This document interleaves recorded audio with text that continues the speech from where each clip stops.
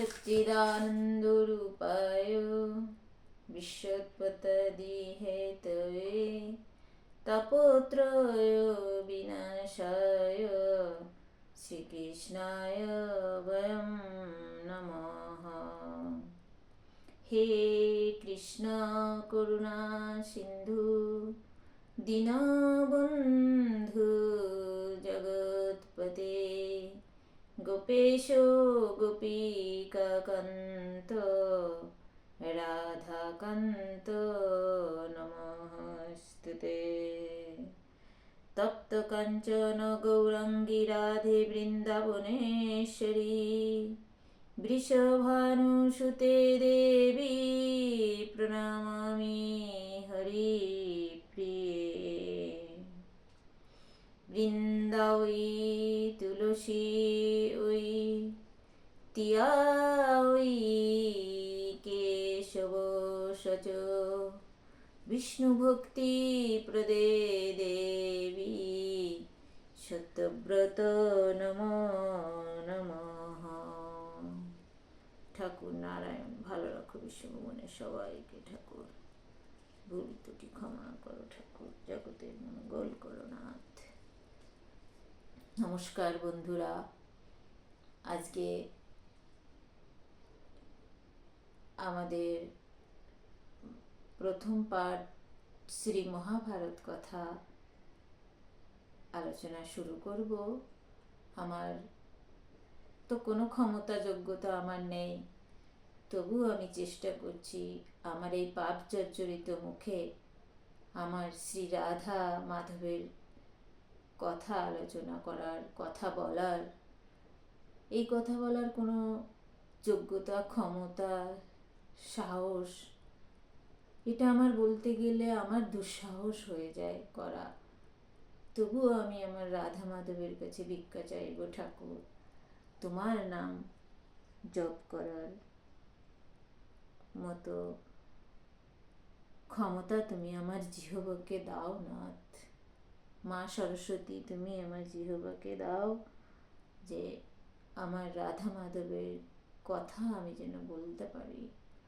আর বন্ধুদের কাছে আমার একান্ত অনুরোধ, আমি তো একদম একটা নরকের কীট, অধম, তো আমার ভুল ত্রুটি হলে আপনারা অবশ্যই আমাকে ক্ষমা করবেন এবং আমাকে কমেন্ট করে বলবেন যে আমার কি করা উচিত, কিভাবে পড়া উচিত। আমি কিচ্ছু জানি না, আমি জানতে চাই, আমি শিখতে চাই বন্ধুদের থেকে যে আমার কিভাবে ঠাকুরের কথা বলা উচিত, কি করা উচিত। তো আমি চেষ্টা করছি একটুখানি ঠাকুরের কথা বলার। আপনারা একটু ধৈর্য ধরে শুনবেন প্লিজ।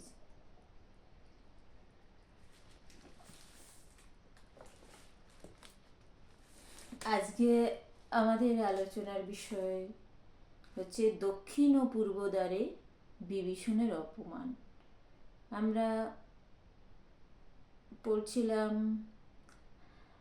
রাজা যুধিষ্ঠিরের রাজসূয় যজ্ঞের কথা। তো এই সেই ইন্দ্রপ্রস্থের দক্ষিণ ও পূর্ব দ্বারে বিভীষণের অপমান হয়েছিল। সেটা কি করে হয়েছিল সেটা আমরা এখন শুনব। পার্থমুখে বার্তা পেয়ে লঙ্কার ঈশ্বর হরষেতে রোমাঞ্চিত হইল কলেবর। যার কথা অনুক্ষণ কহে মুনিগণ, বসুদেব গৃহে জন্মিলেন নারায়ণ। নিরন্তর চিত্তব্যগ্র যারে দেখিবারে, আপনি ডাকেন তিনি দয়া করি মোরে। তো পার্থর মুখে শুনে, অর্জুনের মুখে এই বার্তা পেয়ে, এই খবর শুনে লঙ্কার ঈশ্বর তখন হয়েছেন বিভীষণ, তখন খুব আনন্দে তার শরীর একদম নেচে উঠেছে। আহাহা, আজকে আমি যাব সেই ইন্দ্রপ্রস্থে, গিয়ে আমি দেখব যে বসুদেবের গৃহে যে নারায়ণ জন্মেছিলেন তার সঙ্গে আজকে আমার সাক্ষাৎ হবে। এ কত সুন্দর একটা রোমাঞ্চ শরীরে খেলে গেছে বিভীষণে। তো নিরন্তর সেই চিন্তা করছে, খুব ব্যগ্র, খুব আকুলে বিকুলে করছে মন, যে আমি কখন মাধবকে দেখতে পাবো, কখন আমি নারায়ণকে দেখতে পাবো, কৃষ্ণকে দেখতে পাবো। তো তিনি বুঝি নিজেই দয়া করে আমাকে ডেকেছেন তার কাছে। আপনি ডাকেন তিনি দয়া করি মোরে, সর্বতত্ত্ব অন্তর্যামী, ভক্ত বৎসল অনুগত জনে দেন মনোমত ফল। বলছে তিনি যেন আমাকে নিজেই ডেকেছেন, তিনি যেন তিনি তো সর্বতত্ত্ব অন্তর্যামী, সব জানেন। তিনি যেন ভক্তের সব মনোবাঞ্ছা পূর্ণ করেন, ভক্তের অনুগত, তিনি সবসময় ভক্তের মনের মতো ফলই দেন। তার অনুগত আমি বুঝিনু কারণ, করিলেন নিজ ভক্ত বলিয়া স্মরণ। বলছে আমি বুঝেছি তার অনুগত আমি, সেই কারণেই ঠাকুর আমাকে নিজে ডেকে পাঠিয়েছে। এতভাবে বিভীষণ হৃষ্টচিত্ত হইয়ে যতে খুশি হৃদগণে বলিল ডাকিয়ে। এটা বিভীষণ মনে মনে ভাবছে, খুব আনন্দিত প্রফুল্লিত হয়ে যত ওর সহৃদয়বান ব্যক্তিরা ছিল তাদেরকে ডেকে বলছে, শীঘ্র গতি সজ্জা করো নিজ পরিবারে, আমার সহিত চলো কৃষ্ণ ভেটিবারে। বলছে চলো চলো তাড়াতাড়ি সবাই নিজের পরিবারের সাথে রেডি হয়ে নাও, আমরা তাড়াতাড়ি যাব ইন্দ্রপ্রস্থে, গিয়ে আমরা কৃষ্ণ দর্শন করব, আমাদের গোবিন্দ দর্শন হবে।